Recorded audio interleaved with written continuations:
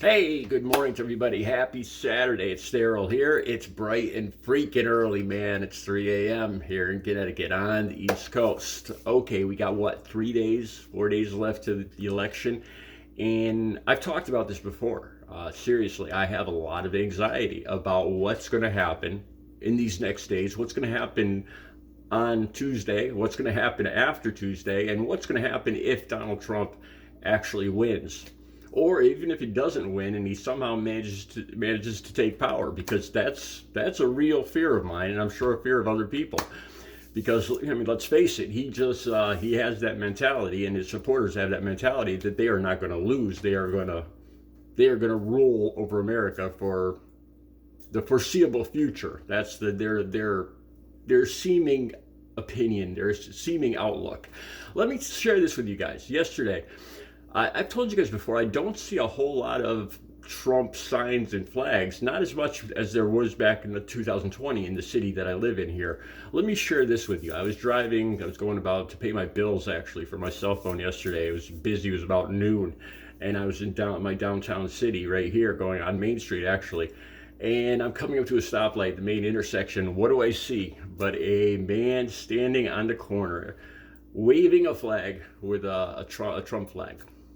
I thought about this after too, because this is mainly a Democrat city, Bristol, Connecticut.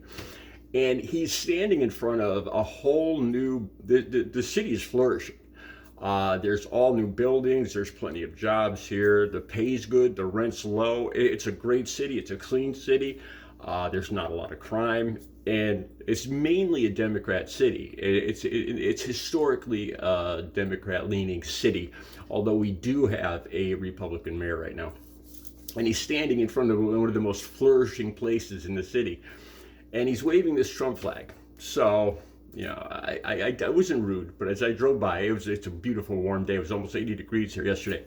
I had all the windows down, and I put my hand out the window on top of the roof, and I just gave him one of the thumbs down. That's all I did as I went by. He was about 10 feet over on the curb. And the guy starts screaming, "F you, man! F you, Kamala lover!" He starts, I thought he was going to chase the freaking car. This is what, it scares me. I'll be honest with you guys. It scares me. What scares me more is brown shirts. If you don't know what a brown shirt is, I'm sure most of you that watch this channel know what a brown, from the 1930s, 1940s, Germany, Italy, Benito Mussolini, Germany, what the brown shirts were. It was a rougher faction of society in those that were encouraged to rough people up that didn't go along with the plan in Germany and Italy. And the fascist movement. And I'm worried that's going to be the situation if Trump somehow manages to seize power.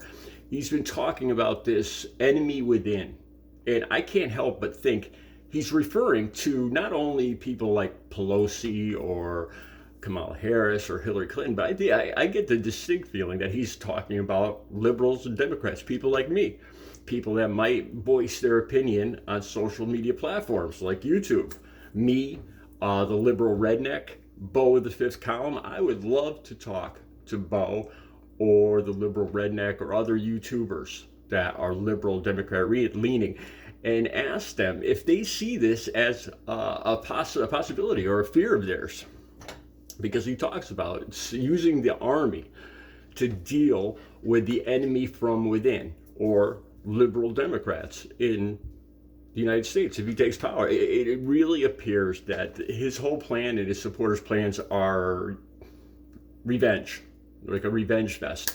Down below, there's going to be a few links. Now, this is appalling, and I gotta even watch how I phrase this. I don't even know how I'm going to put this in the title, because I have to be very careful about how I phrase this. But in Mount Pleasant, Pennsylvania, like I said, the link for this, the story is right down below, and the video to this. There was a Halloween children's parade, Halloween children's parade in Mount Pleasant, Pennsylvania. And one of the floats was a golf cart with Trump paraphernalia, a fake machine gun on top, and somebody that was posing as Kamala Harris in chains walking behind the golf cart. Now, of course, for most of us normal people, normal Americans, the first thing that comes to mind is the incident back a couple of years ago with his name was Bird, I think it was in Georgia, being dragged behind a truck, a black man. I mean, this is appalling. But you get the idea that these guys are going to be bent on revenge. You know, I wonder what Kamala Harris is thinking. If she somehow loses or Donald Trump does seize power, what's going to happen to her? You know, what's going to happen to Hillary Clinton? Here's an interesting story, and I didn't see anybody else talk about this. Mark Zuckerberg. Okay, I talked about this in other videos. Not too long ago, Donald Trump threatened Mark Zuckerberg with jail. He talked about if he becomes president again, that he intended to prosecute or jail Mark Zuckerberg for election interference on Facebook.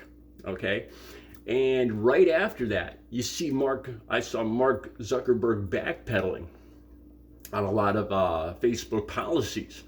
You know, that he seemed actually scared. He was taking Donald Trump's threat for real, literally. Now here's something, just on TMZ 2 days ago or a day ago, the link's right down below. In San Diego, California, Mark Zuckerberg's yacht, I believe this yacht is over 300 feet long. It's one of the biggest yachts in the world, a $300 million yacht.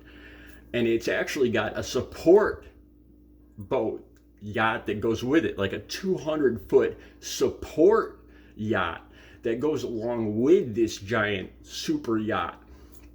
And they were seen heading out for points unknown in San Diego. I believe it's in probably Mission Bay. I was in San Diego before. I think it's Mission Bay. But he was seen leave the yacht, which I'm sure Mark Zuckerberg was aboard, is pulling out for parts unknown in his massive super yacht 3-4 days before the election. You know, what goes through my head? Mark Zuckerberg is getting the heck out of here. He's taking these threats literally. You know, even though I thought about this, even though if the election is just in 3 or 4 days, that doesn't mean that even if he won, Donald Trump wouldn't take power until January 20th. But if I were Mark Zuckerberg, I would get the heck out of town, you know, because all the money in the world might not save him if somebody like Donald Trump were to take power again, you know, and you cross the all-powerful Donald Trump and say the wrong thing. You know, this isn't America. I cannot believe this country has come to this. I cannot believe that almost half the country either doesn't see this or actually supports this. It's something straight out of the mid-1900s, out of fascist Italy and Germany. Like I said, I seriously, if Donald Trump takes office or takes control or takes power, that's probably the more apt term, I seriously worry about what's going to happen to people like me, Bo the Fifth Column, the liberal redneck, and other YouTubers, and people that actually speak out on social media about Donald Trump. Let me know what you think. The links are down below. Have a good Saturday.